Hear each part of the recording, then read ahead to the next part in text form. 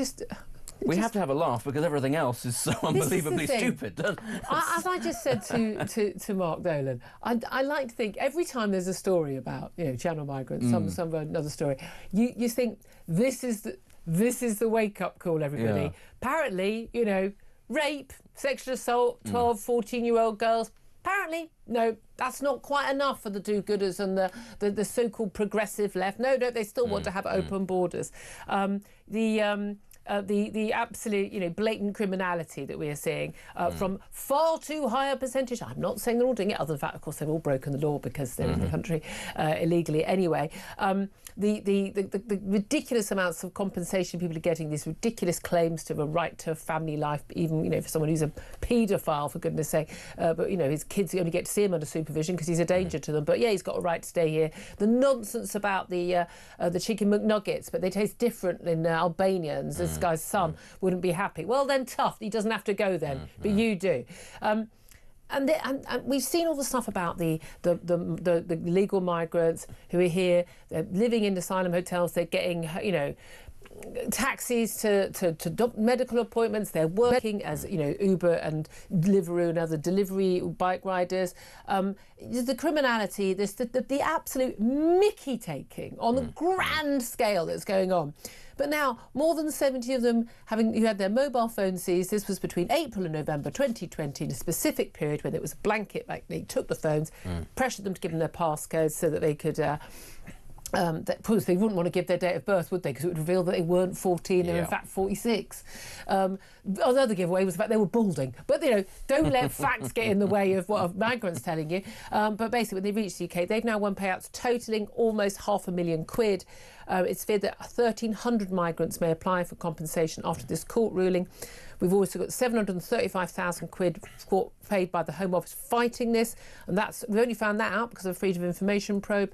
But this is a ruling in 2022 from the High Court that the policy was illegal, breached the European Convention on Human Rights, and at the time, 1,300 migrants were told they could apply. If they all apply, we could have a bill of £8 million. Of course, ambulance chasing lawyers loving this. They get their share. But why on earth are we compensating people who've broken into our country for taking away their phones to get information about the people who smuggled them into the country? What's going on? We've just reached a stage, ultimately, where... it's interesting you use the word ambulance chasers, because a large part of the nature of the British state and the British legal system is that it needs to continue to find reasons for it to exist and to expand. Yeah. That's always the nature of these things. You get this every year, don't you, when, for instance, it's tax time, and everybody goes, well, all the stats say that if you had a simplified tax system, you'd bring in more and everybody would be a lot less stressed. Yeah. And you go, yeah, but then lots of accountants would find themselves out of work, and actually they're worth a lot to the economy. And everyone wants an exception for them. Yeah, and that's the insane thing, is that it just piles up layers upon layers, and that's how this sort of thing has got to the point where it is. It will have started as something well-meaning, something as, police oversight or police overreach, rather, and, there needs to be a system in place to make sure that people can be fairly compensated if the police break the rules. But what about an exception for this set of circumstances, and it goes on and on and on until the point at which the system starts to heave and collapse in on itself. And all I can say about this, frustrating as it is, at some point, there is going to be a hell of a backlash against all of this. Yeah. And all the same people who've been sat there going, oh, but what about the human rights and fascism and Nazism and all that sort of thing? They'll be sat there horrified, because the backlash will come and people will say, much as you did, well, tough, this is, this is taking the something. You took the mick too much, and this is what the result is going to be. But exactly, we've even got the Home Office apparently cannot say how many boat migrants have been caught pretending to be children since Labour came to power. So basically, you're lying about who you are. That should be an automatic... You're out. It's previously been claimed that 40% claiming to be children were found to be adults when challenged. We don't do the basic sort of DNA testing. I think it's bone testing, but it's totally non-invasive, or dental checks. We don't do those in this country routinely, even though they're completely routinely used in all those lovely European countries that apparently we want to be so like. But we're talking thousands of people. We have absolutely seen clearly men in their 20s who've been put in schools, in classes, with 16-year-olds. Oh, in no way a danger. I mean, it's genuinely. But some of these men, you look at them, they're big, hairy things. I mean, they're quite clearly grown men. And when you look at the stats as well, the sort of the graph of what the demographics are of people who come, and you see there's no women almost at all of any age range at all, and they're mostly men. But I think you'll find if you check closely, a government minister pointed out to us about a year ago that there were mostly women and children coming on dinghies. Yes, of course. Is that not true? Mostly children, in fact, and that's the thing, isn't it? It's mostly women and children. Oh, no, it's mostly children. Oh, they're not children, we just don't check. There's a massive spike on the graphs, every single graph that says everybody's magically just under the age of 18. And we just don't happen to check. We just take their word for it. I mean, it is insane. But of course, there was, at one point, of course, there was a plan, a trial. I don't know if they went ahead on it. They did for certain countries to say, right, well, we're going to process all women and children's applications first because they almost always get approved because they're children. And you think, so all you need to do, and you know this as a man, as a male migrant, because an NGO has probably told you, a taxpayer-funded body in Calais will have told you, say you're a child, because they will fast-track your application. We tried doing that at one point, and, you know, lo and behold, the results. Everybody says, yeah, mate, I'm 16. But also, then when they were saying, oh, you have to prioritise or look after families if they've got kids. So basically, you create a market where they're basically selling children to people, and women are being raped to get pregnant to then be brought along as the wives. They literally create the market. It's not possible. It's not possible to underestimate the brutality and inhumanity of the people smugglers. I mean, this is the thing. We talk about the horror of the Epstein files, which are currently sort of everywhere at the moment. But the way in which people are just prepared to overlook this, when it's a rich and powerful man doing something, those same people who are completely silent on this go to town, as they should go to town. But it's the double standard. It's the fact that equally, if not more horrible things are also happening on a massive scale. It's just geography. That's all. That's the difference. It's just whether you're in a horrible, in horrible circumstances or on a paradise island. But the same abuse is happening. Here's an interesting story linked to this issue on migration, whether legal or illegal. Reform UK have issued a press release in the last half an hour or so, talking about their homelessness. It's their first official London policy. We've got Labour economists standing in 2028 against Sadiq Khan. We assume he's going to run again. But I mean, so not looking at local elections coming up in May, but their intention is to impose lengthy long-term residency requirements in every London council that they win, if they win in May. And basically, they will basically say you have to be resident. Currently, it's about 5-6 years, max 2, 3, 5, 6 years. But they haven't said exactly how many years it would be. But their idea is you have a long, other than for veterans or someone fleeing domestic violence, you would have, or been in care, you need to have lived somewhere for a very long time to even be allowed to put yourself on the homelessness list to be eligible for social housing. And the stats are really quite astonishing. Nearly 20% of social housing in London are occupied by foreign nationals. Around 19% of supported asylum seekers are accommodated in London.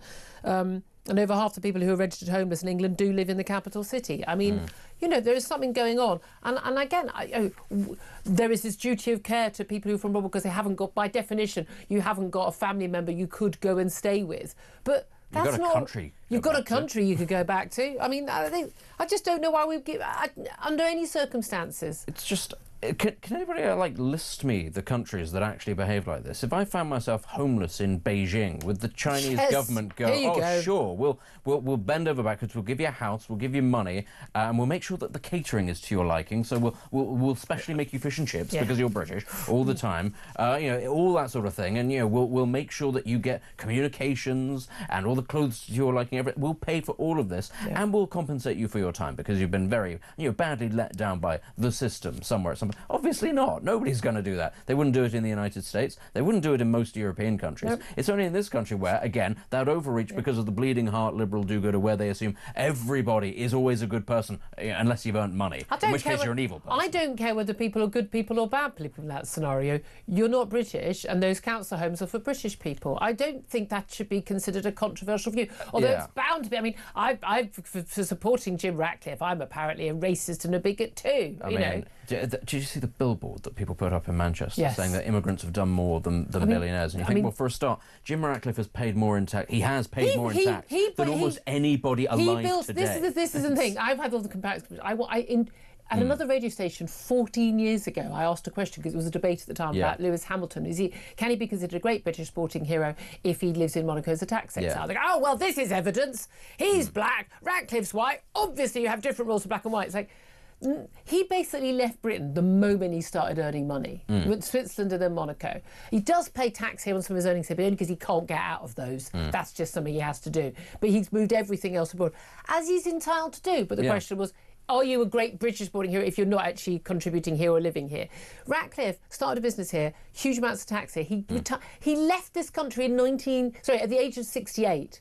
At the age of 68 to take his money abroad, which frankly we'd all do in his scenario as well. Given how things have gone, it makes a lot of sense. Should I go and live somewhere where I pay much lower tax and it's warmer and nicer and less crime? Yeah, I think I'll go there. I don't have an issue with it. Many of these are the same people that were absolutely horrified by Brexit because it would make their ability to get to the continent that little bit more difficult. But passport queues. Exactly, and that's the thing, isn't it? You build businesses, you work your way up.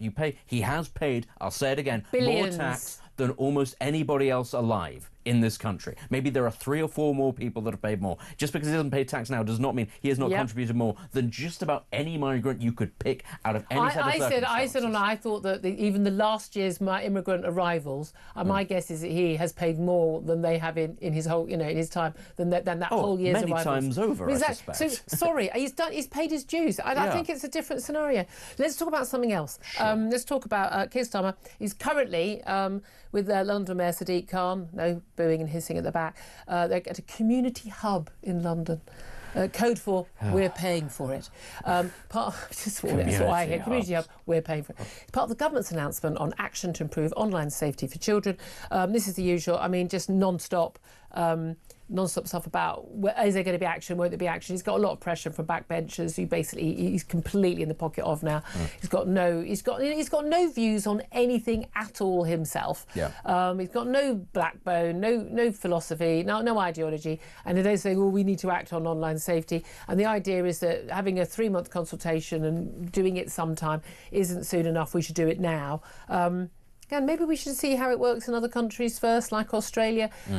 But again, I don't trust this lot, and I didn't trust the last lot in government to decide what is and what is not, quote, safe online, because the last lot were in cahoots, as this lot will quite happily be, in cahoots with social media companies who were basically censoring and banning people from social media who were spouting outrageous scientific facts, whether it's about the biological difference between men and women or the threat of COVID, lockdown policy, masks. I don't trust these people to decide what isn't safe for me or my child, and that's my problem, because I do want kids to be safe. I also don't trust them when Keir Starmer, under a lot of pressure now as well, because basically when he got elected as the Labour leader, it was because he had the backing of an organisation called Labour Together. It's a Labour think tank, and it was previously run by one Morgan McSweeney, who went on to be his chief of staff. And quite a little while back, they paid a public affairs firm in America to investigate the backgrounds and motivations, they said, of journalists at the Sunday Times. As part of this, we're part of the same group here at Talk, researching the sources of its funding, and basically looking at whether, what their motivations were in terms of why they were writing stories about particular stories they were writing about Labour. They particularly smeared 2 journalists, Gabriel Pogrund and Harry York. They delved into Gabriel's Jewish background. There were some horrific smears about him, and basically very, very dodgy stuff. Doesn't surprise me at all. Does this surprise you, Ben? It doesn't surprise me at all, because this is how Labour have operated ever since the holier-than-thou Alistair Campbell became in charge of all of their communications plans. This has always been how these people have operated. They've dragged the nature of politics and the media in this country very much kicking and screaming into the gutter. And then these are always the same people who get on their high horse and talk about the morality of people like Boris Johnson and what an evil and awful charlatan he was. And that's always been the hypocrisy, is that they will accuse others exactly of what it is that they are guilty of. Now look, politics is a dirty game. It's a rough and tumble kind of situation. You get into it, you decide to become a political journalist or a politician, you understand that there are going to be people out to get you. But the flip side of that is, when you get caught, you're going to take an absolute pasting. We've seen now that they've been caught, and it's funny, of course, that this has now come out after Mandelson and McSweeney are on the outs, so there's fewer enforcers to keep the show on the road. They're going to keep taking punches to the mouth. At Number 10. But this group, they contributed £2 million. I mean, where's that come from to the Labour Party under Keir Starmer's leadership? But the reason why they wanted these journalists investigated, because the Sunday Times revealed that this organisation had failed to declare £730,000 of donations over a 3-year period.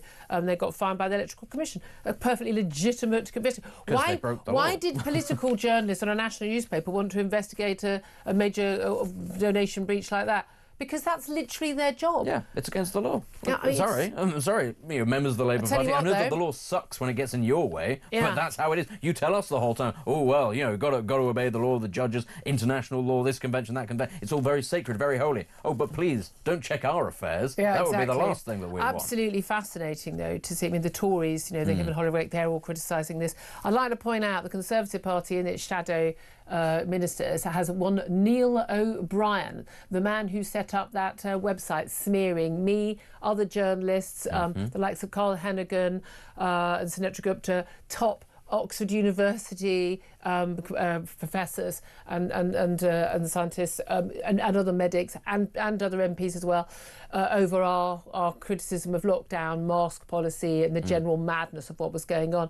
I mean, you can't criticise that when you allowed this man. I'm pretty sure it was Gove or Hancock who said, yeah, can you make trouble for these people? The smearing that went on online about, I mean, I'm a big girl, I can take it, but the smearing that went on of scientists was utter, I mean, with proper solid credentials, asking reasonable questions, I think was genuine and outrage. And I've said to Neil O'Brien to his face, a Tory MP, I've said to him, I genuinely, I think you have no business being in Parliament because you're not a Democrat. If you don't believe in people being able to express their views and ask questions, you're not Democrat. I think he's genuinely, I think he's a danger to our country for doing that. But it's a bit rich. Tories, if that guy has still got your whip, if that guy hasn't, and I spoke to him personally, he will not apologise, he still doesn't think what he did is wrong, you haven't got a leg to stand on criticising Labour. Well, Sorry, not a leg. This is one of the things about politics in general, though, and I'm afraid it is partly why people are falling out of love with it, if you can use that word. Well, this is the thing.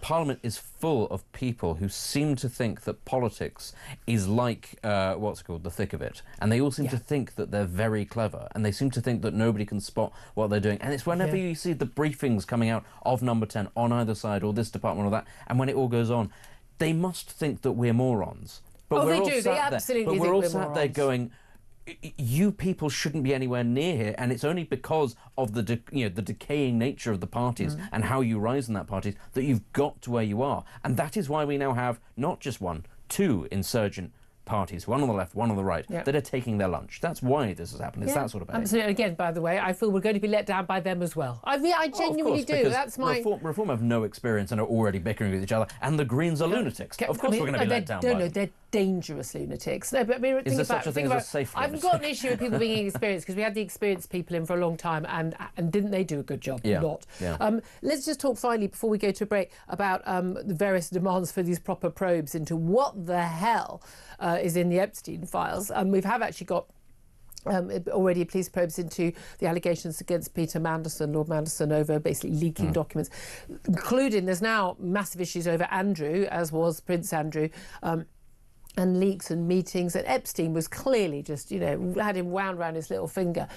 Again, Epstein wasn't mates with you because you're a great conversationalist, Andrew. It was basically, you had a title and he gave you access. I mean, it's the stuff we have seen, if it is true. I don't see how people ain't going to prison. I really don't.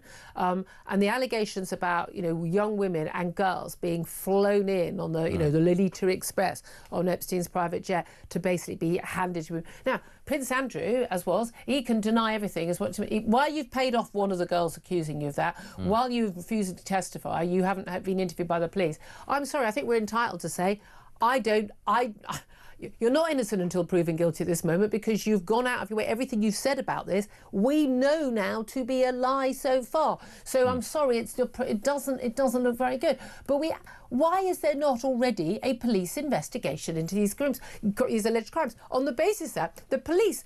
Someone says, I think I overheard someone using wrong pronouns for someone on the street 3 days ago. Yeah. And they investigate that. Well, To be fair, this is a very large and complex case, and that's a very easy thing. And if a policeman can only think in sort of very simple sentences, I can understand why the police officer might go, this is something that's worth my while because I can focus on this. Whereas this requires more than 6 minutes worth of thought. So that's going to take a bit of time. Make a fair point. Yeah, and that's not to be mean to our police officers, our boys in blue. They want to have things they can deal with quickly. Yeah, nobody joins the police to become a pronoun officer, that sort of, and nobody does that. But still, those are the tasks to which they are set. This, the Epstein case, is very large, very convoluted. There is the issue of it being over multiple jurisdictions, multiple different forces wanting to get information and having to abide by their own laws. That's going to hamper the whole thing. I agree with you. I suspect some people will go to prison. But what I would also say, and this is because I'm a cynic, I don't think it's going to be anywhere near as much as going to come out as perhaps has actually gone on. A lot of it is going to get buried. Absolutely. We know lots has been redacted and there's lots more to come out. And again,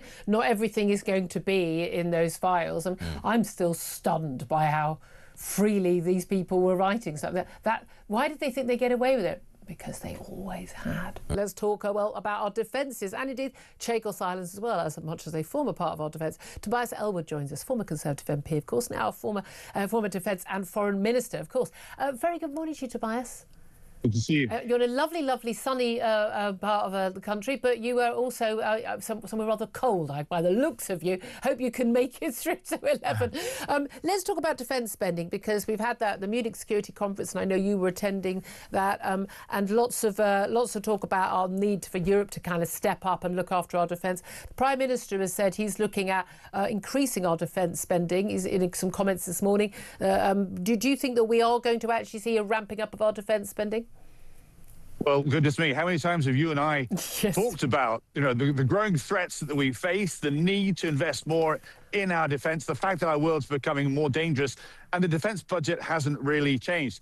There was a big commitment made a year ago to say, yes, let's increase defence spending to 3.5% of our GDP, but that doesn't kick in until 2035. And boy, the world is going to look very different by then. The next war may have come and gone by then. So this is good news, but it's very late in the day. It takes more than 5 years to build a tank. It takes more than 5 years to procure a ship, and the same length of time or more for a jet. And we're short of all three. Hold on a minute. OK, I accept there's something in peacetime, but we know in wartime it doesn't take that long. And if we know that we are in dangerous territory, we're equivalent of 1938 territory, could we not manage to do that? I mean, I don't know, if we had cheap energy and we had our own steel plants, we could manage to do it ourselves, couldn't we? Yeah, but you make the point. We haven't got that cheap energy. We don't have those steel plants. We don't have the docks to do so. And the complexities of those high-level platforms mean they do take longer to procure. You are right, things do speed up, partly because of the decision-making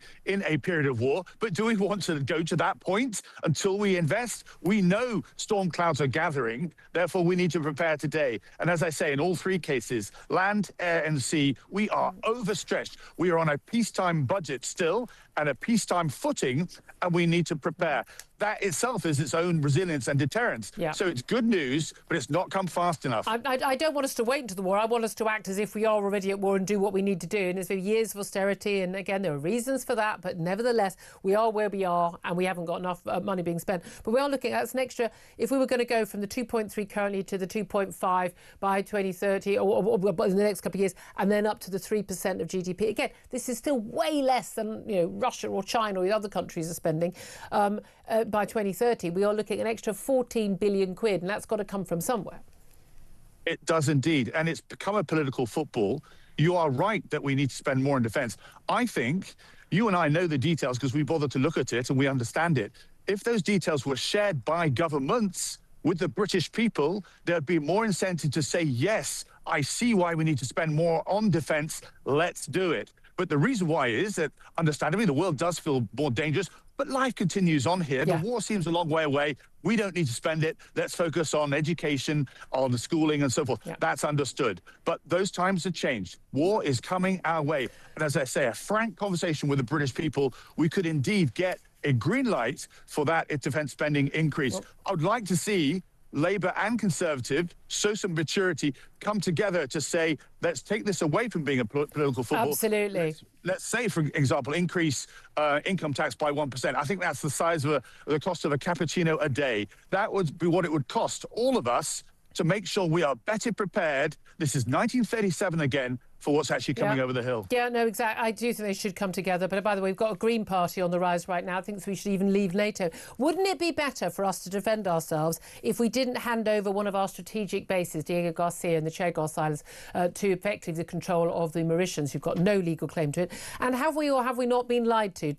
Robert Midgley, who's been looking into this, he's a journalist, he's pointed out, and Daniel Hannon, someone who's campaigned on this issue as well, that we have been lied to, both in the media but also in Parliament, that we were told there was a legal threat that we wouldn't be able to carry on operating the Diego Garcia base unless we handed over to Mauritius the actual islands of the Chagos Islands and then leased them back. This is apparently completely and utterly untrue, and in written answers, freedom of information answers and ministerial questions, Labour ministers, they claim the base was under threat from what's called ITLOS, and this is the UN Convention of the Law of the Sea, the International Tribunal for the Law of the Sea.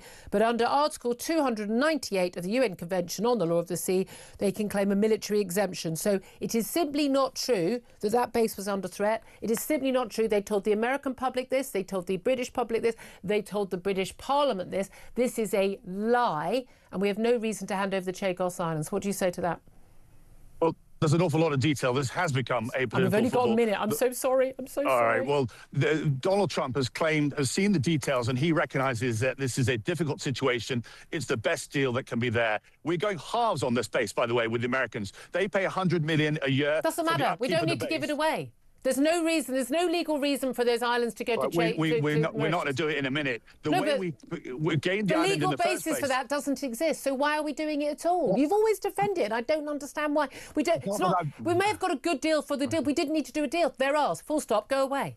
That's the answer. Because how we got them.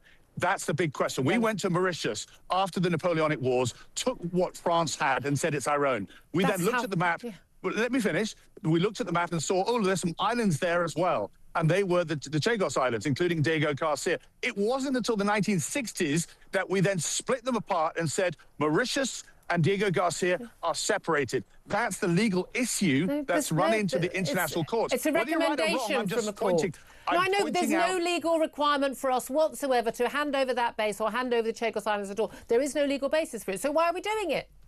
Because then let's test that with the Americans. But you've got Donald Trump saying this is the deal that we've ended up with. They've been sat next to us working this deal out from the very, very start. So if there is a better deal to be had, by all means, let's pursue it. The deal is they're ours. Sod off Mauritius ain't going to happen. That's the answer, Tobias. Let's talk about Hamit Kushkan. I mean, he's not a household name. He's somebody, so the Free Speech Union, which I'm a member, has been helping. He's a Turkish man who came to this country, and because he is someone who's opposed to Islam, someone who's fled Turkey because he's given up his belief in Islam.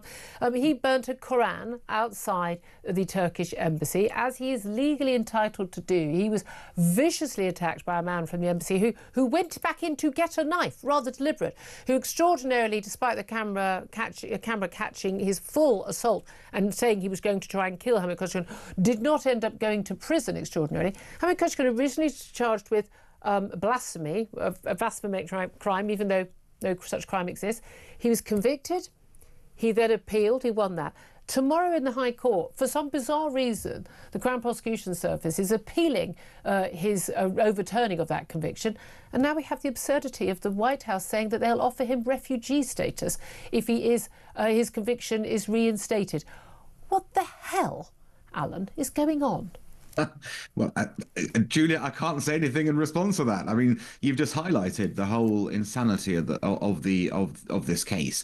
I mean, look, burning Qurans is not something I recommend people doing. Agreed. Just general, but you are allowed to do it under law. It is not. We do not have blasphemy laws in this country. We got rid of them surprisingly late. Interestingly enough, it was only sort of 15 years ago, 20 years ago we got rid of them, but they're gone. And so as a result, we shouldn't be protecting religion in this way. And, it is interesting how they tried multiple ways to get him on a conviction. He, of course, managed to successfully appeal that. But it's crazy. They've gone back to court again. Why are they doing this? Yeah, well, originally, in the original case, he was convicted of religiously aggravated public order offence. And part of the judge's ruling, extraordinarily, was, well, it was religious aggravation. It did actually offend people because this man went and got a knife and tried to stab you repeatedly. That was the proof that you had provoked someone else. Now, that's quite a bizarre situation where basically the proof that what you've done was offensive or provocative was that someone was provoked and decided to commit a criminal act against you. That is quite an astonishing turnaround on what our laws should be. And that judge, frankly, needs to be taken out and shot, is my view. But I'm not sure. I know what you mean. By the way, that's a turn of phrase, people. A turn of phrase, exactly. Not actually calling for him to be shot before the idiots at the back of the room think that's what I said. Yeah. But let's be realistic here. You're right. That what once again has happened is that a judge, and look at the cases now, Julia. Yeah. Weekly, we're getting crazy rulings from judges who are sort of challenging the basis of how we've lived our life in this country for years on end. Does this judge not realise that if he, I'm assuming it's a he, if he gives a ruling that says that it's down to the threat of violence from offended people that we therefore have to judge cases, all that means is we're going to get a lot of offended violent people who then dictate to the rest of this country what they think should be the law. It's a crazy thing for a judge to have suggested is the basis of how you define law. I'm sure that's why it was overturned, and I hope sincerely that it of course does not be reinstated at this point in time, because that would again embolden the radicals and extremists in our society to be even more radical and extremist than they already are, which is pretty radical and extremist. Again, it's just letting the mob basically decide what our laws are. And again, we wouldn't have... I'm with you. I don't want people burning Qurans. I don't want people burning Bibles. I don't want people burning, Harry Potter or a guide to caravanning. I don't think we should be burning books generally. But I do think there's an issue if someone's burning a religious text outside of a place of worship, causing, I think that's harassment. I think outside an embassy, as a political statement, I have absolutely no problem with it whatsoever, and it's extraordinary. But the humiliation for our country that America would offer refugee status, yes, it's a political stunt, obviously, for them to do that, but they're making a very fair point that we are rapidly losing our freedom of speech, and the Prime Minister is part of the problem in terms of lots of other areas.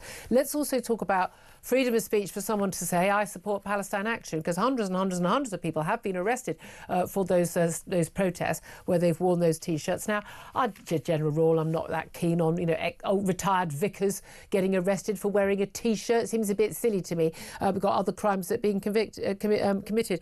But the Home Office decision to prescribe Palestine action under anti-terrorism legislation was ruled on Friday as being by the High Court as unlawful. The group does remain banned for the time being until there's an appeal. But the police have said they won't arrest anybody during that time, which seems to me to be a bit bizarre. But three senior judges basically ruled that while Palestine Action does use criminality to promote its aims, its activities had not crossed the very high bar to make it a terrorist organisation. Do you think the court was right, or do you think the government's right in prescribing Palestine Action? Well, there's another factor that people haven't discussed in this, which is rather significant. It wasn't just the government making a ruling. Parliament voted on it, Julia. Yeah. Parliament voted by a large majority to support the government's position. That makes it a slightly different case, in my view, to the Home Office just issuing a willy-nilly prescription. Yeah. Parliament considered it, they agreed it. Parliament is sovereign in this country. It is not the job of judges to unpick what Parliament decides. That is how our country operates constitutionally. It's their job to enforce the law once the law is made by our MPs. Correct. Yeah. Correct. And so I think it's extraordinary that judges have tried to unpick a vote of Parliament in this regard. It causes all kinds of chaos in our constitutional system.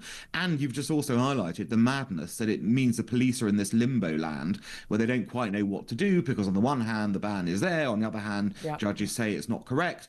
And so we're in a very difficult situation. I find the Home Secretary, I'm pleased that she's obviously appealed this straight away to a higher court, which will hopefully see sense in the matter and go Parliament's ruled it, end of story.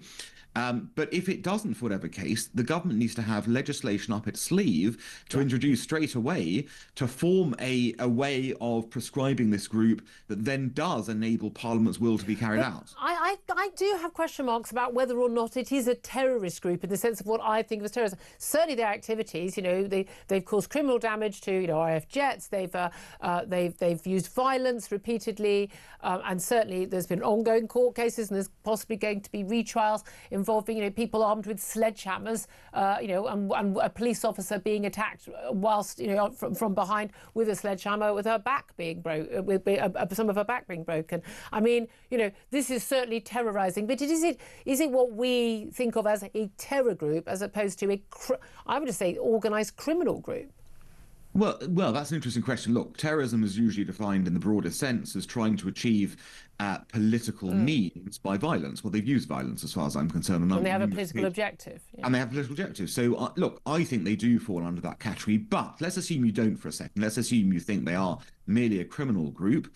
OK, so then you need to introduce legislation to reflect that, to say you're still being banned because we don't think criminal groups ought to have adherents saying support criminality. Yeah. That, too, is madness in this sort of day and age. Look, so I think either way, the government needs to, as I said, I think because the House of Commons has voted on it, I think that's significant in terms of what Parliament has said should be the law of the land, and therefore I think the judges are wrong. But if, for whatever reason, the judges decide that they want to stick to this very aggressive line, the government should come back immediately and find another way to do what it wants to do. And it will get the support, I'm sure, the House of Commons. But also, I did find it extraordinary, all these people say, we've got a right to free speech. Yeah, you can support the nation of a state of Palestine. You can, worry about kids in Gaza. You can do all of that. You can have your views on Israel, but you don't necessarily have to support a group that actually is, is a prescribed group. Let's also talk about the Greens, because they're a bit of a worry to me at the moment. Have been for quite some time, but they seem remarkably unconcerned about green and environmental issues these days.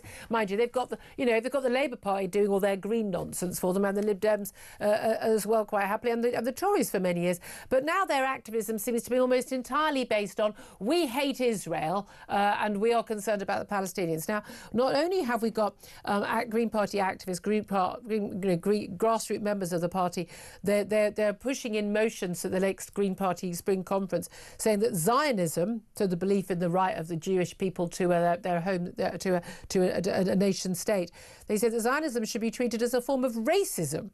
They're calling for the belief in the right of Jews to self-determination to be classed as a racist ideology. Also calling for a single Palestinian state. They're not even going through the pretense of a two-state solution now.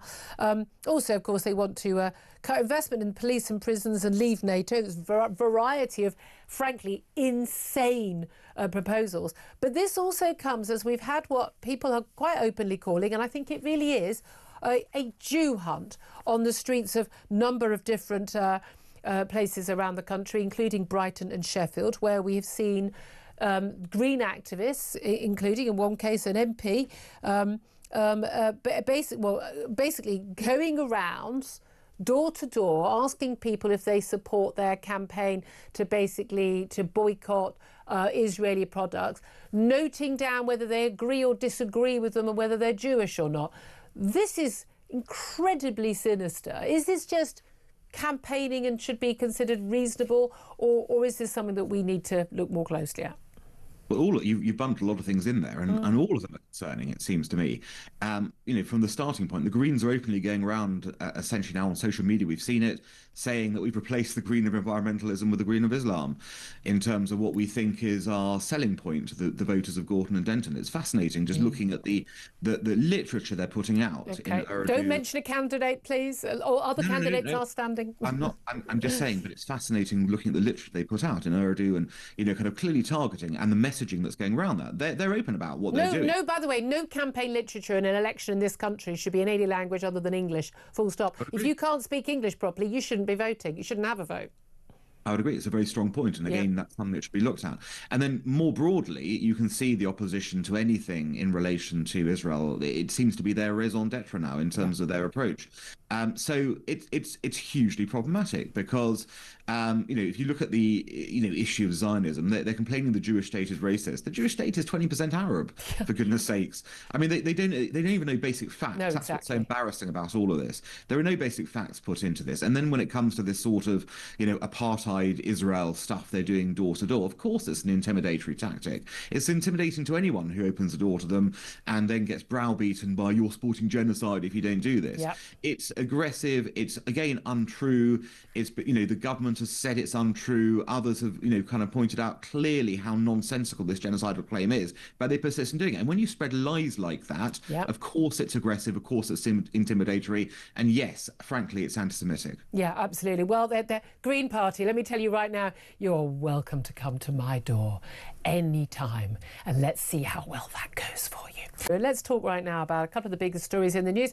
One was announced last week in terms of the gender guidance for schools. I mean, boys are boys and girls would be my gender guidance, but there we are. Plus the online safety issue and the latest, I think it's every Monday now, there's another announcement about some sort of online social media ban or the likes for under 16s. So let's talk about both with Mark Lehane. He's executive head at Wooden Academy Trust. He's also a former special advisor under 3 Conservative education secretaries. Good afternoon to you, Mark. Good afternoon. Thanks for joining us. Let's talk first of all about the social media ban, because that's been a big issue in the news this morning. And again, the latest talk, and we've had Liz Kendall doing the rounds, emoting a lot. She likes to emote about, the worries about children and what they're seeing on social media and the algorithms that are directing them to things, and bereaved parents of youngsters who've been sent down horrible rabbit holes. Do you think we need to have a ban on mobile phones for under 16s, a ban on social media, stricter rules for the algorithms of these social media companies, or is this about parenting? Well, the most important people to make sure that kids are safe are their parents, and it's not that difficult to lock a child's phone down so they can't add these apps, so they can't access these websites. I've got 4 kids of my own. Haven't made the mistakes with the older 2. The younger 2 have got a lot less access to their phone and they can't access these apps. So I think as parents, we cannot pass on the responsibility to other people.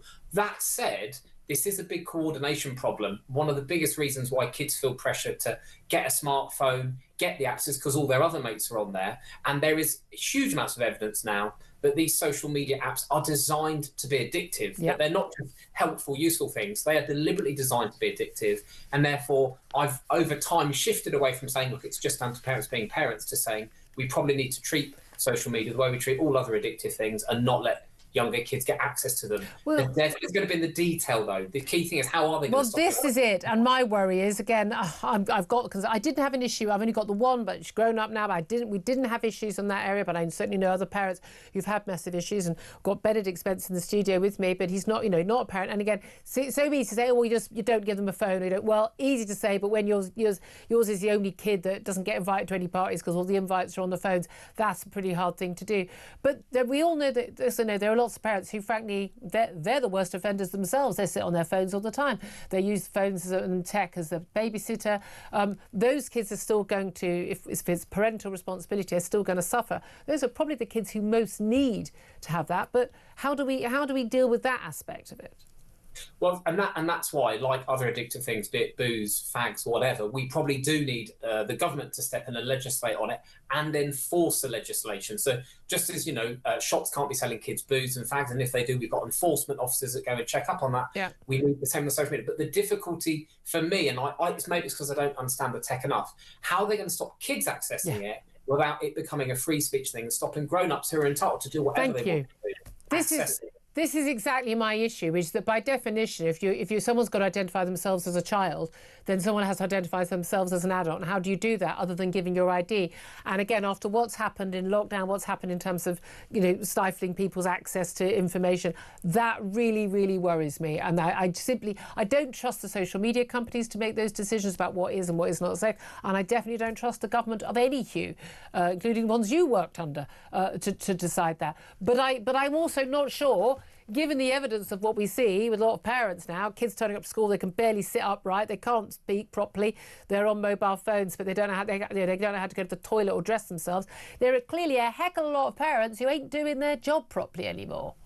No, and I think, one thing that is constant throughout civilization, whether you look back at the ancient Greeks or more recently, people do bemoan the youngsters of the day and whatever they're getting up to, and the parents as well. They're watching Elvis Presley. How disgusting. In fact, but I think that the key thing is whenever a new thing comes along, first of all, we get all excited about it. I think it's the best thing since sliced bread. And then we realise what the downsides are. And then we go through this painful process of trying to work out how we keep the bad things at bay and try and make the best of the good stuff. Now, with social media, it is ubiquitous. That's what makes it so different. And it is so darn destructive and addictive. So we've got to get our head around how we do it. So I'm happy that the government are looking at it, but the devil is going to be in the detail. And this is what it's going to come down to the electorate as a whole, making sure that the government doesn't over-regulate, doesn't give Ofcom or others too much power, and also doesn't get in the way of parents doing what they need to as well. It's not either or, it's and. Well, that's the interesting thing. I mean, again, the Online Safety Act came in, under the Conservatives, and this is about updating things and trying to keep up with the AI and things like that, which again can definitely be a great help, but also a great worry for youngsters. But again, Ofcom, unelected, appointed body, totally and utterly, unaccountable to the general public, having a say over whether or not social media could be banned. There was talk about banning X, Elon Musk says, because of Grok undressing, putting pictures out of women. I mean, it happened to me. You put a picture out yourself in a nice dress, and then someone puts you in a bikini, and it shouldn't be happening. But again, do I want unelected, unaccountable people wearing their big jewellery in Ofcom deciding whether or not I can go on X or not? No, I don't. And actually, as putting my parent hat on or my head teacher hat on, I don't want Ofcom making those decisions either. What I do want is parents stepping up and doing what they need to do, schools doing what they need to do, because schools do have responsibility, because we look after the kids for a huge chunk of their waking hours, so we need to do our bit. Ideally, parents and schools need to work together. And actually, when you talk to parents, I mean, I've got a really strict phone ban at my school, and we're going to go even harder next year. I mean, again, any school that doesn't have that is frankly not doing its job properly, as far as I'm concerned. You're right, but there are phone bans and there are phone bans. Where we've made ourselves a bit unpopular with some this year is now if we catch a kid with their phone a second time, we literally confiscate it for a whole week, and we've got some kids where we've taken it for half a term. I love it. I hate to tell you, but if their kid was an illegal migrants kid, they'd be entitled to compensation now. Well, what a lot of people don't realise, as a quick aside, what a lot of people don't realise is schools have legal indemnity. If you confiscate something from a child, something happens to that, the parents or the child have no combat. Oh, I love it. It's been tested in all over the years. But the key thing is that we know lots of kids are showing addictive behaviour. Yeah. We know lots of kids where we see mental health problems they're struggling with. A lot of it comes from being on the phone all the time and lack of sleep. So it's one of these things which has brilliant upsides, but it's got massive downsides. And again, to control it is good. It's not just what the kids are doing online or what they're seeing online, it's what they're not doing. They're not having conversations face to face, they're not playing sport, they're not, just having fun. The normal interactions that we all had when we were younger, they're missing out on those. I see groups of kids and they're literally all looking down at their phones. It breaks my heart, it does. They're just missing out on life. One of the loveliest things that teachers will say when schools have brought in a phone ban is actually how they see kids rediscovering the art of conversation, mucking about, gossiping, playing sport, whatever it is. Books, exactly. Let's also talk about something else, talk about school responsibility. This was the new government guidance issued last week. I was absolutely gutted I wasn't on air on Friday to discuss it, but we finally got legally binding advice for schools. It was a little bit confusing. Parents should be involved in the vast majority of cases where a child questions their gender, according to the guidance. Toilets are for boys or for girls, that is the law, but the guidance got the backing of the author of that landmark Cass review into puberty blockers in children at the Tavistock. That's Dr. Hilary Cass. She said it's a huge step in the right direction. But basically, it's still allowed for the idea that schools, they shouldn't initiate steps towards social transitioning, allowing a child to change their name and to change their pronouns at school. But they should consider carefully what other support a child might need. But it didn't rule it out.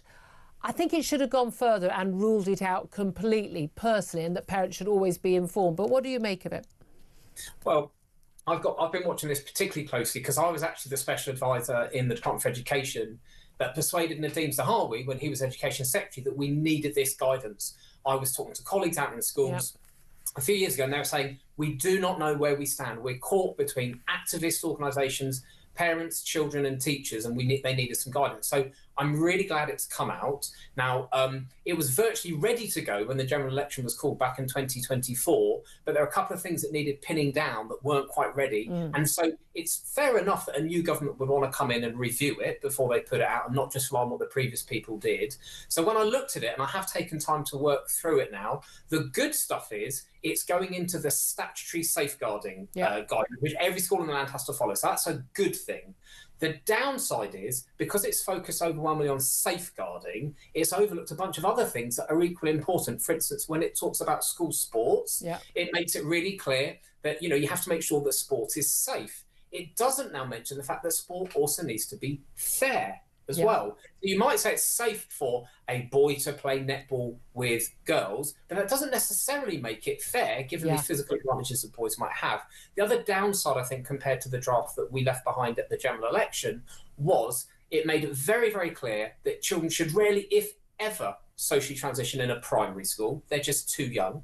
And it also made it clear that you should rarely, if ever, basically never, do this without involving the parents. Indeed, the only time you shouldn't involve parents with a child's decision at school, in fact, anything to do with a child at school, is if they're at the immediate risk of serious harm. And I think the wording in this latest version is a little bit softer. And my worry is it leaves open a space for bad actors or activist schools to do things. And we know there are activist teachers, and they're being advised by activist groups, the Stonewalls and the like. Marla Hain, really interesting to talk to you. Thank you very much for your very considered views on all of that. Former special advisor under Conservative Education Secretaries, but also now an executive head teacher at Wootton Academy Trust. Oh, yeah, and a father of 4 as well, which I think also is relevant. Benedict Spence, you are none of those things, and I am none of those things. What do you make particularly of the gender guidance? Because when I saw it last week, I thought, it should be really clear. You're a boy or you're a girl. You can't change genders. We don't lie to kids. End of. Nothing to discuss. You're a boy, you use the boys' toilets. Girls, you've got nothing to discuss. One of the first times that the Supreme Court was actually of any use was when it kind of came out and said, well, yeah, this is kind of how reality works.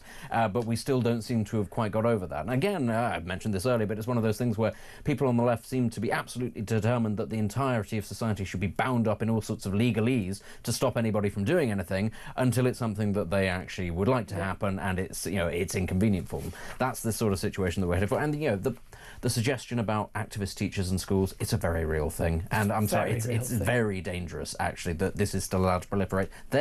They need as firm a hand as the children need, frankly, in being told what they can and cannot get away with. And they need to stop employing these very, very questionable trans activist organisations to come in and talk to them. It even happened at my own daughter's school, and these organisations are seriously dodgy. Let's talk right now about net zero. I love talking about net zero. I will love talking about it until the day we finally drop net zero. Well, we ain't doing it anytime soon under either Keir Starmer or his basically we'll destroy the country and put everyone back in caves before we're done secretary, and that is of course Ed Miliband. Not his formal title, but it's what his title should be. But he's been told by industry experts that he faces a choice between imposing power blackouts on a nation or missing his target to hit net zero electricity supplies by 2030. Well, let's talk about this with Ralph Scholhammer. He's a political theorist and professor at Webster University in Vienna and a voice of sanity and reason on this issue. Good afternoon to you, Ralph.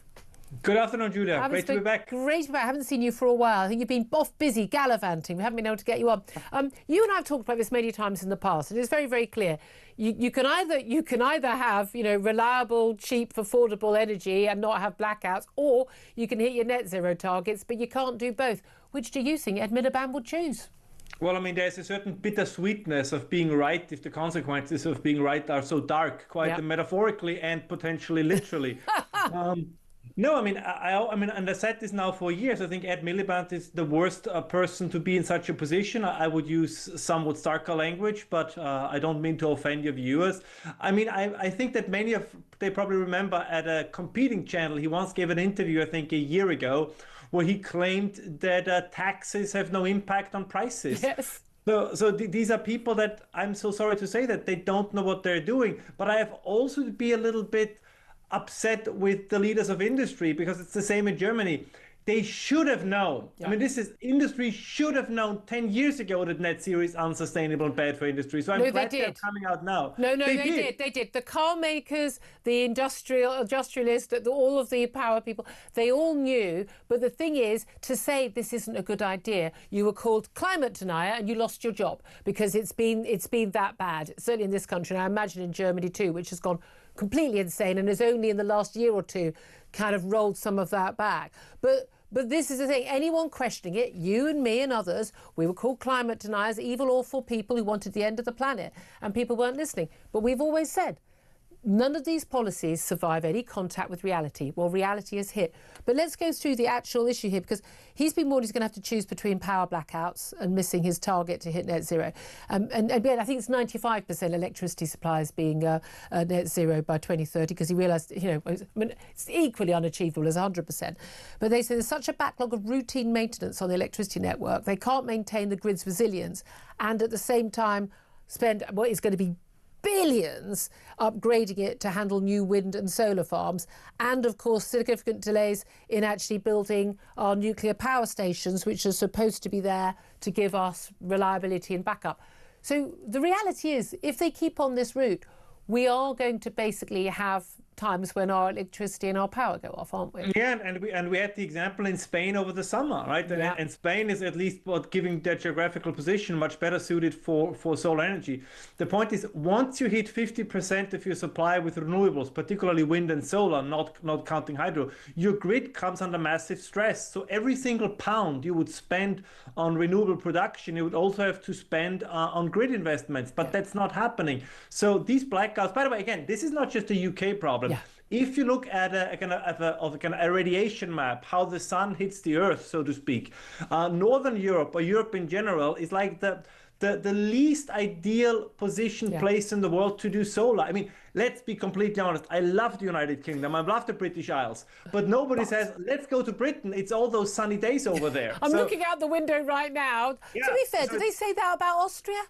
No, it's the same here. I mean, my favorite example is always northern Denmark and in Norway, where you literally have entire month without any sun and you build solar panels there. Listen, if you have a beautiful estate in the countryside and you want to put a few solar panels on your roof, be my guest. That's fine by me. If you are a prepper and you want to be isolated and independent from the grid as much as possible, fantastic. I'm all for it. But to say you want to raise your entire economy on it, your entire industry in it, that's just not going to work. Unfortunately, apparently we are running the experiment. Yeah, well, exactly. And it is an experiment and it's all totally unachievable. And anyone who's been paying attention has said, it's unachievable, and B, it'll be at massive cost financially and to our sustainability. But at the same time, they're having conversations about this, such as they are. At the same time, we're talking about we need to spend more money on defence and we need to have a stronger economy. But there's never been an example of any country with high energy costs that has a booming economy.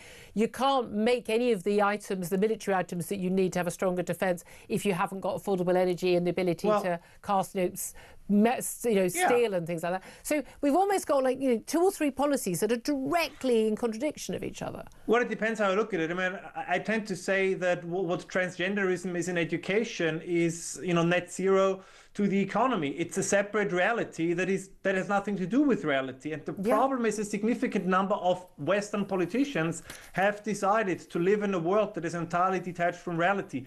That is a condition you can maintain temporarily, but not permanently. And I'm afraid that, sooner or later, reality will reassert itself. Yeah. And the longer you try to live in non-reality, the more difficult and the more painful return to reality will be. And just as a quick add-on, the price for this return to sense and reality is not going to be paid by the Milibands. It's going to be paid once again by the British working class. And it's certainly not going to be paid by all the green companies who are currently taking a load of subsidies to produce energy we don't need, or not produce energy. It's the fact that we pay wind farms not to produce energy. It blows my mind. And we've got this mentioned. There's a £24 million taxpayer-funded net zero system at one of the UK's busiest ports, the Sea Change project in Portsmouth, completed last year to enable ships to switch off their engines, plug into the electricity grid when berthed, cuts emissions emissions boost air quality. What's not to like? It's never been used because it's too expensive to be run. You couldn't make this stuff up. We've also got Keir Starmer. He's drawing up plans under which he desperately wants to get us back in the EU. And he's drawing up under plans under which basically we will cede all control over our energy policy as part of a sort of a closer realignment with Brussels. And we will basically ramp up our net zero targets at the same time. So less control, giving into the utter madness of what's going on in Brussels as well. I mean, just as at a time when quite a lot of countries in Europe, like Germany, are going, uh-oh, think we've made a horrible mistake here. Well, I'm not sure that they do. I mean, one thing, and this is very important for me to say, because that's a general phenomenon. For many years, we believed, at least I did, Julia, I don't know about yourself, that all these crazy ideas, oh, they're limited to academia, they're limited to the universities, they will never penetrate the broader policy debates. And here we are. This was the mistake of conservative or right-wing movements for basically 30 years, that every crazy idea that gained steam, we said, don't worry about it. Once these people get into office, once these people get into industry, into the private sector, they will give up on it. They will immediately realize the wrongness of their ways and so on and so on. Nope, they did not. They rather bend reality to their will than bend their will to reality. And we're all going to have to pay the price. Yeah, and the reality of sitting in the dark and the cold is going to come to us. Ralph Schollerhammer, thank you very much. You've been a voice of reason on this for so long. Appreciate that. Benedict Spencer, we've been saying this for years. It's all madness. I've been called a climate denier, among the many things I'm called. But I'm not opposed to the idea of living in the dark and the cold. I'm from Norfolk. You know, this is how I grew up, and frankly, it appeals to me in this life without a phone, which I think all of you should ascribe to as well. Keeps trying to throw away our phones. Nothing to do with saving the planet. The whole way through the show, it keeps going. No, but the thing is, people laugh about this. But you know what? The heating goes off, the lights go off. People die. Oh, of course they do. And this is the reality of. You know, I joke about this, but it is the reality of the situation that we face. And it's just the obstinacy about it all. Not even there isn't even an emergency backup plan for just in case the wind doesn't blow. What do we do in that situation? Miliband is either lying to us and knows, or he is as insane as we think he might actually be. Both of these options are bad. So let's talk about Rachel Reeves, the Chancellor, apparently totally out of touch with the realities of the world we're living in right now and is blocking extra spending on defence, which many experts are saying we need not in 2030s, not in the next 5 years, but now. Well, Sean Bell is a military and defence analyst and joins us now to talk about that. Good morning to you, Sean. Morning, Julia. Thank you for joining us. So we're told that it's the Chancellor blocking this. The reality is, if the Prime Minister wanted the money to be spent, it would be spent. But we are talking about what sort of sums of money here?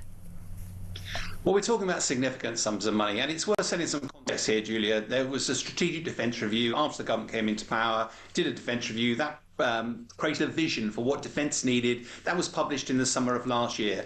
Now, vision without funding is hallucination, so you need to have some funding mapped behind that. The Defence Investment Plan was therefore meant to be produced in the end of autumn last year.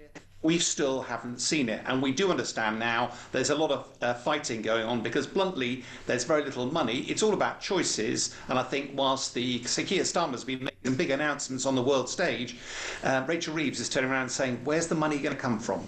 Which is a fair question, because at the end of the day, we can't borrow anymore. We're going to probably have to put taxes up or cut spending somewhere else. And neither of those is politically very comfortable. But the reality is not spending the money is also going to be a lot more uncomfortable for us, isn't it? Because something's been very clear, all these, the Munich Security Conference, all the meetings of defence chiefs, the G7 meeting, again and again, it is really, really clear that Europe is going to have to stand on its own a lot more in terms of defence. And we're going to have to start spending the sort of serious money that America's been spending for years. I think you're absolutely right, Julia. I mean, in the Cold War, I started my military career in the Cold War. We were spending over 4% of our GDP on defence. That's gradually drifted to 2%. We've sort of relied on NATO, particularly relied on America, where they've continued to keep their spending. Now we've got this ridiculous situation. America spends more money than the rest of NATO put together, and we've largely been living under their security umbrella. And they've turned around and gone, hang on a minute, we're not happy with that anymore. NATO needs to become more European. You need to step on your own 2 feet. Now, I accept that there's a big challenge around money, but there's a lovely quote, isn't there? The failing to prepare means you're preparing to fail. Yeah. And the challenge here is, if you're going to spend more money on defence, do what the government said and actually make defence the foundation of growth for this country. It's not just this country, the whole world is going to be spending more money on defence. We've got some fantastic industries. We could leverage that. And of course, the flip side, if we fail to do that, if we don't have the ships, tanks, aeroplanes, missiles and support, if we are attacked, we end up in the position that Ukraine was in, where suddenly they have to put mass conscript armies, massive wars of attrition, cost a huge number of casualties. That is not something anybody wants to see. It's the number one priority. We need to step up and get on with it. I couldn't agree with you more. And again, people will say this warmongering. No, you have the military so that you don't have to go to war. So you will be taken seriously by our adversaries who are absolutely spending their money on that. And this is one of the big worries. We just talk about Ukraine, because if there were a ceasefire in Ukraine, if Russian resources were not tied up in Ukraine in the way they have been, the reality is, there's a very big risk that Vladimir Putin, whose economy and whose presidency is now completely reliant on war, basically a war machine, that he would turn his attentions elsewhere. Pretty sure in the knowledge that there isn't unanimity in NATO anymore, and that there could be a serious question mark about whether NATO as a whole would agree to abide by the idea that attack on all one is an attack on all, and would go to the aid of the Latvias, the Lithuanias and the Estonias. And I would seriously worry about that myself. We need to be able to protect ourselves and our neighbours. What do you make of where we are though with Ukraine? Because more peace talks. Apparently they ended with acrimony after just 2 hours this morning. And once again, the Ukrainian President Zelensky basically accusing Moscow of trying to drag out negotiations that could already be entering their final stage, because the Russians ain't moved at all, have they? And the Americans are still calling on the Ukrainians to give up territory that Russia hasn't even been able to conquer militarily. Yeah, I mean, the talks is fascinating, isn't it? I mean, I've been commenting on this war for the last 4 years, and it's a horrible period of time. The harsh reality is talks only happen when both sides are genuinely interested in talking. Yeah. What's pretty clear is President Zelensky is having a lot of pressure put upon him by the US president to capitulate, to effectively surrender. And the only reason it seems to me that those talks are happening is that Ukraine genuinely feels there may be the prospect of a peace, whereas Russia simply wants to see how far America is prepared to push, because if it can achieve its objectives without fighting but simply relying on American pressure. And I think what's telling is that I understand it's not been publicised, but I do understand from colleagues that actually the Brits and the French actually barged into that meeting at one stage and actually said, America, it's not just down to you. There are European security implications here that might well explain why some of it collapsed at the end. I think it's probably a good thing that it has collapsed, because any deal, I mean, again, constitutionally, the handing over of territory to Russia, as one of their military chiefs and negotiators pointed out, we may as well have just done that in the first 6 weeks of the war 4 years ago. If we were going to do that, what was the point of fighting all this time? No, you're absolutely right. I mean, I've visited Ukraine a few times, and they're very, very clear. I didn't see any appetite for them for giving up or stopping. I do accept that as a military guy, you've got to find a negotiated end to this. Yeah. But it's pretty clear historically, Russia will need to be forced to capitulate. Exactly. There are lots of ways that Europe could step up to make life more and more difficult. The economy is hurting. By all accounts, the last couple of months, they've actually been losing far more people on the battlefield than they can recruit. And thirdly, there's reports over the last 2 weeks of Ukraine actually making some advances of their own. So the war isn't over, but actually we've got to step up as Europe and recognise that if Ukraine was to fall, frankly, European security is compromised. That is far more important, particularly given Donald Trump's attention seems to be far more focused on the West, China on the East. Russia's war now is a fight for Middle Earth. It's existential for us. Sean Bell, thank you so much, military defence analyst Sean Bell there. Thank you. Claire Pissell, your thoughts? Yeah, I mean, a really, really sensible argument there, that we need to look at the fact that Russia aren't even beginning to talk about this. They've never been interested. Ukraine is... They're taking the mick. Of course they are, and who's going to pull them up on it? Because it's certainly not our Prime Minister. We're not able to if we haven't got the military. What amazes me is, not spending money on stuff which takes 5 years to build. By the way, during Second World War, it didn't take us 5 years to build tanks and fighter jets. We are going to have to up our game. But what would really help if we had cheap, affordable energy and had a manufacturing industry base still. Do you think? Mad idea, people. Might catch on. Major story today. Well, certainly was until Andrew's arrest. But special educational needs and disability support, that SEND support in England, is facing its biggest shake-up in a generation, potentially provoking a political backlash from Labour backbenchers. Doesn't everything that Keir Starmer tries to do.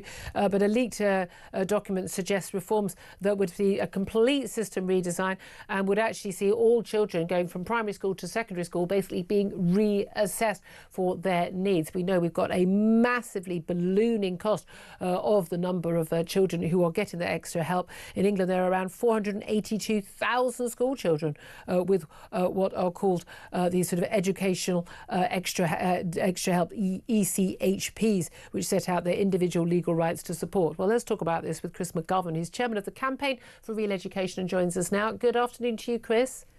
Hi there, Julia. Thanks for joining us. Sorry we've not got much time. You can understand on a very busy news day, but this affects an awful lot of families, but actually affects an awful lot of, well, millions of the families of kids who are in school who are not SEND, who are not getting that extra help, because, of course, a lot of school resources and taxation goes to help those children, the tax season like. We are seeing absolute ballooning cost of that. What do you make of what has been leaked of what the government plans to do? Well, what's happening clearly is that too many children are being diagnosed with special educational needs. It's massive over-diagnosis. Now, that's not to say that children who've got genuine needs shouldn't be supported. They should. But we've got a situation now where it's in middle-class areas, affluent areas of the country, where more and more children, the most children, are actually being diagnosed with special educational needs. There's also quite wide variations across the UK in terms of the numbers of children. Yeah. But if you're a middle-class parent, you know how things work. You know that if you are diagnosed with special educational needs, you get more time, for example, in exams, in public exams. There are advantages. Now, in total, there are 20% of children diagnosed with special educational needs. There are 5% who have got a legal right to support. 20% is ludicrous. It's higher than the rest of Europe, higher than the rest of the world. And there's overspend here. So we need to focus the resources more thinly, more directly on those who really need rather than support. spreading them. And this is the same, isn't it? It's like disability benefits and things and help for people in adulthood. Whereas if you are spreading it so thinly, and if everybody's got a special need of some sort, then no one does. And again, basically medicalising what is on the normal spectrum. I remember certainly, there's private schools in North London where the kids are academically selected. They're all straight A graders, but apparently a third of them have special educational needs and need an extra hour for each A-level exam. I mean, come on. We used to just call that as something very simple. We used to call it cheating. But this is the thing. If it is the case that, again, it's often middle-class parents who can afford to spend what can often be thousands of pounds to get a psychologist or education specialist to say that their child has those needs, it opens up a whole range of help for their child and gives them an advantage. Yeah, and there's another key point here, Julia. We need to define what we mean by special educational needs. Now, Richard Branson, for example, and Elon Musk have talked about autism and ADHD, but we wouldn't really think they've got a real problem, would we? Yeah. So we've got to look at the situation. And I think actually we're missing something here, because the children we most depend on for the future are the brightest, the gifted and the talented. They're never included as special educational needs. And yet the future of this country depends on the most able succeeding and being supported. So they should also be included within the numbers of special educational needs, because everything depends on them. Well, one of them is more likely to cure cancer or create a new safe, clean energy and the like. I mean, this is the thing. And then a lot of the people who are very worried about this couldn't care less about grammar schools or focused education for the brightest. Of course, we always worry it's your average kid who ends up missing out. But again, a lot of people who looked into this said there are a lot of kids, especially from families where they are really desperate, but they haven't got the resources, they haven't got the sharp elbows, who are missing out on help they really, really need. And then there are many, many children who don't really need it, but are just average kids of parents who think, I don't want an average child. There must be something wrong with them. I'll give them a label and I'll get that extra help. And they are getting that help. And the fact that it's different in different areas by a big way and different parts of the country suggests there is something else happening here other than genuine need in many cases. But at the same time, we'll all know families who are desperate to get their child help, and the child really does need help and they're not getting it. Yeah, well, we're spreading the resources too thin, and it's really hard on the genuine cases. Yeah. So we've got to stop the sharp-elbowed middle-class parents from taking this over. So in a way, you know, the government, I don't often support the government, but actually they're doing the right thing. Yeah. They're trying to tighten up on this. I mean, simply can't afford it anyway. It's unaffordable. Yeah. Most county councils are actually bankrupt, but they don't include their support for these children on their accounts. So look, one child reported in the national press was costing £950 per day just to take them to school. Yeah. £950. It's absurd. I mean, that's absurd. We know that specialist schools can often be a long distance, but that's just abject nonsense, is it not? Really good to talk to you. Chris McGovern, Chairman of the Campaign for Real Education, thank you very much indeed for that. Henry Hill, this is a big issue, but we know the biggest issue changing anything on this is going to be the parents of the genuinely, genuine children with the special needs who will be all over this, as will many of the journalists who've also got children in that situation. And the backbenchers on the Labour benches, they are going to say, absolutely not, this is outrageous. I didn't come into Westminster to take away care from the genuinely needy kids. That's how it's going to work out. I mean, I think this is going to backfire anyway, because there's not much detail, but in the version of this that I've got, it says that this plan is going to be accompanied by an expansion of legal rights. And here's the thing, the policy about retesting, that can go tomorrow. Legal rights, they stick. Yeah, absolutely. And every child will continue to have those legal rights. And again, I think one of the biggest issue is the taxis. I mean, billions spent on these taxis. It's quite absurd, isn't it?